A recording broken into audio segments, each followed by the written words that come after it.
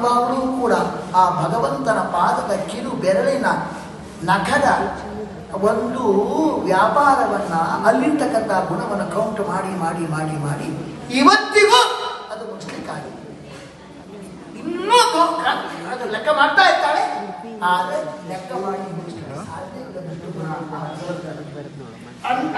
ಪಾದದ್ದು ಅಂತರಾಯ ಪಂಕ್ತಿಹರ ಪ್ರಶಾಂತ.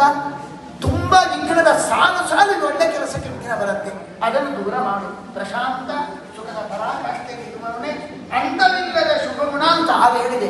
ಭಗವಂತನ ಒಂದು ಗುಣಕ್ಕೆ ಅಂತವೇ ಇಲ್ಲ, ಮಿತಿ ಇಲ್ಲ, ಸಂಖ್ಯೆ ಇಲ್ಲ, ಮಿತಿ ಇಲ್ಲ. ಅಷ್ಟು ಗುಣ ಅಂತಂದ್ರೆ ಸ್ವರೂಪ, ಅಂತ ಶುಭಗುಣ ಸ್ವರೂಪ ನಿನ್ನದು. ಕಂತು ಕೋಟಿ ಲಾವಣ್ಯ ಕಾಂತ ಜಗದೊಳ